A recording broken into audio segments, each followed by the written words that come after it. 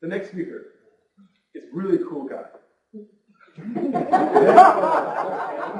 Unlike the previous one. Oh, he did. It is an honor to introduce the author of The 6 Tips to Getting What You Want. Chauffeur to business icons like Larry Ellison, founder of Oracle, Jeffrey Katzenberg, CEO of Dreamworks, and Paul McCartney from the Beatles. Heard on a radio talk show called The Business of Life on AM 400 KKZZ with Coach Ron Tunick, with a talk titled $1 Billion Customer Service.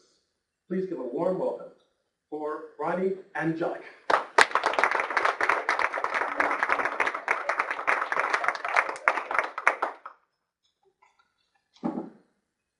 Billionaires are billionaires for a reason. They expect the best and they get the best.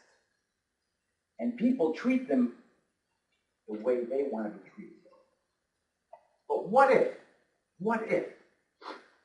you treated your client like a billionaire? Right? Would you get more money from them, more time,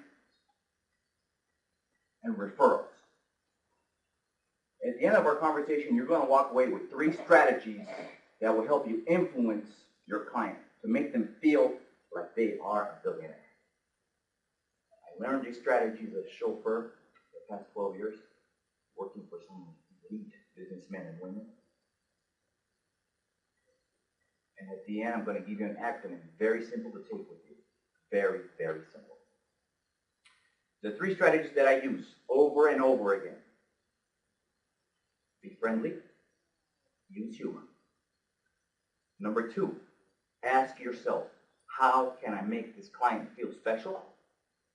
And number 3, fix it fast. When something goes wrong, fix it fast. Use humor and be friendly. Ronny, call this client and pick him up at the airport. How are you, sir? My name is Ronny. I'm your chauffeur. Where the blank are you? I've been waiting for 45 blank minutes. I'm sorry, sir. They just gave me the number now. You are a blank, blank, blankety blank.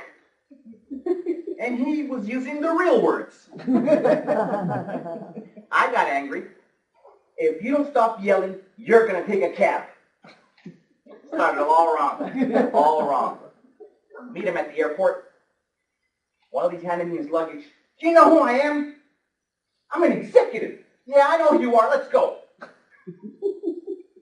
Going down the escalator, he says, "You know where I'm going?" "No, sir." "And your name is Ronny?" "Yes, sir." "Do you know my flight information?" "No, sir." "And your name is Ronny?" "Yes, sir." He got angry. He called the secretary. "The only thing this guy knows is his name. Where am I going?" Because he didn't know where he was going. We get to the car. He's sitting right behind me. Or I could see him. How am I going to get him to calm down because he's angry? I don't want him to be angry because it affects everything. I think I know him. And I say, you know, this is the wrong way to meet somebody that you want to learn something from about business. He calms down a little bit. I think I know this. Are you still got that vice president with the twitch in his eye? Oh, you mean Gary? Oh, I know him. I remember him. Are you still selling the Shaquille O'Neal shoes? That's Payless. How much did he say shoes? Oh, he gets angry again. What am I going to do to calm him down now? Now there's smoke coming out of my ears. My head is spinning. In the moment of stress, if you have that installed in yourself as use humor and be friendly, this will come out in some moments automatically without you thinking about it. The only thing I know is my name.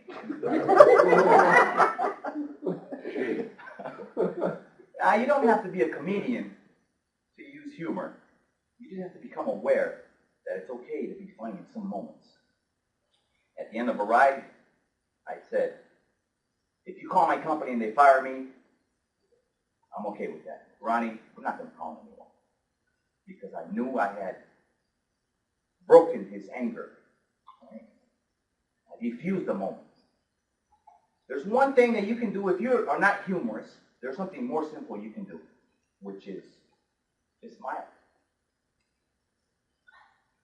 Even if it's a fake smile. Because the outside affects the inside.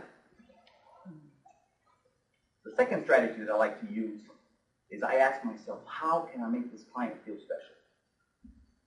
I was rated in Forbes magazine of the 400 wealthiest people. Oh, I know this guy. I know him. Oh, he's worth $900 million. Oh, Jeffrey Katzenberg, the CEO of Dreamworks. $900 million. In California, he has a chauffeur that takes him to and from work every day, and there's a built-in gratuity. In Las Vegas, he doesn't know me, but I wanted to influence him. I asked myself, how can I make him feel special? He's worth $900 million. He can buy anything he wants. People at his beck and call. Pat, no, I spent $15 on a pen. But not just that, I had the words engraved, Billionaire Tool. Because he was short $100 million, right?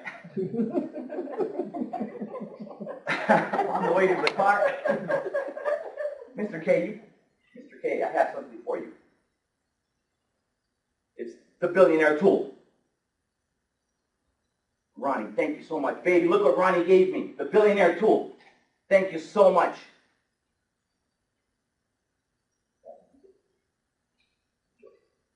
Use it wisely. But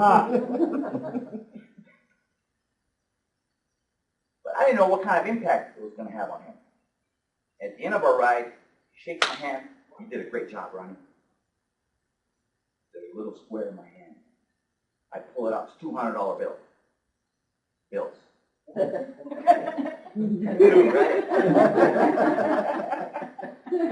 I knew at that moment that I had influenced him because he never gives extra gratuity because he knows it's built in.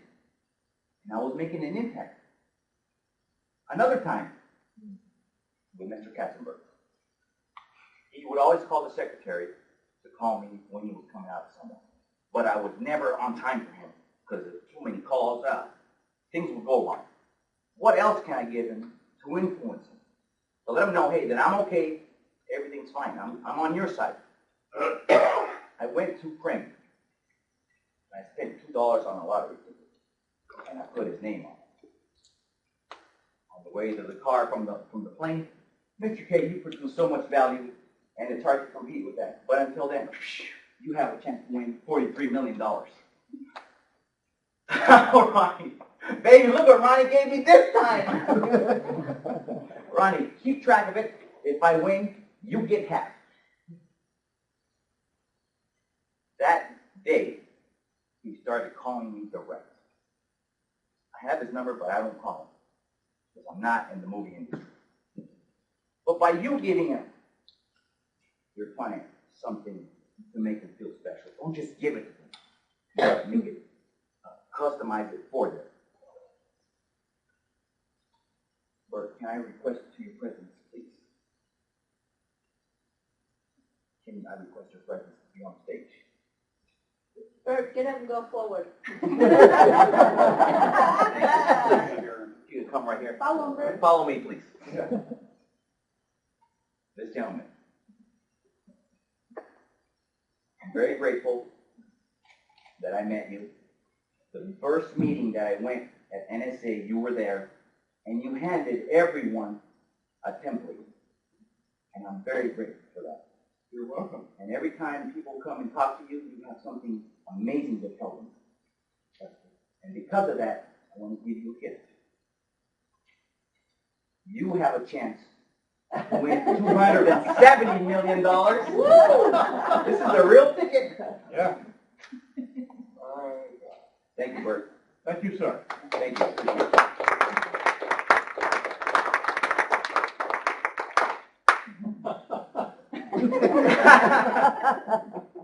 I just didn't give him a gift. like I did with Pat. I was still nice to her and respectful when I gave it to her, but I didn't make an impact. But with Bert, I made it personal for him. So I customized it to him. So if you're going to give a client a gift, make sure you customize it to them. So some of you are thinking, Ronnie made $185 that day, but what did I really get? I impressed this billionaire. I gained more of his trust, and that's what happens if you give somebody a gift a special way. The third strategy that I use is fix it fast when things go wrong. Picked up a wedding couple, took them to the chapel and the reception. So I had the limo was parked right in the front. We go in, the friends of the couple say, Ronnie, can we put a couple things in the limo? Sure, go ahead. And I walk into the party. Take care of business. I'm having a good time. It's time to go. I know the limo's right outside. I don't have to do anything. So I run to the limo, open the door. My eyes fell out of my head. There was a sea of unrolled toilet paper. And to make it worse, there was pads on the window. The clients laughed. I laughed a little, but I didn't want them to see the limo the way it was. It was a special day for them. They get into the car, driving them. Ronnie, please, we need to stop and run to the restaurant. Fast.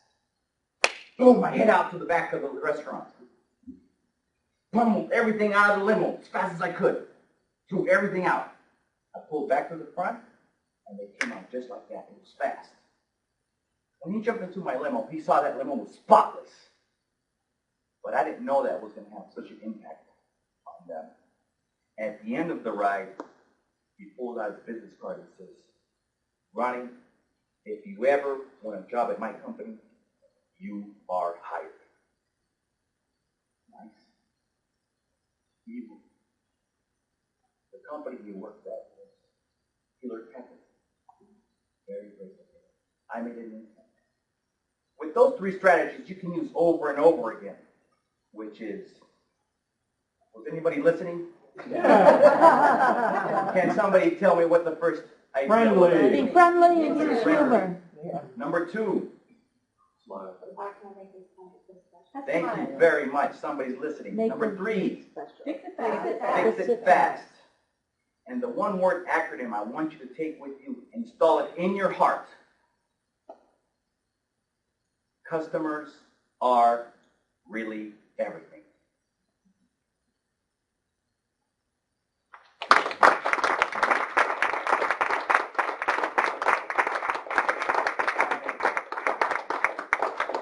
And you, I was listening to what you said. Be cool, be cool. He's a cool guy.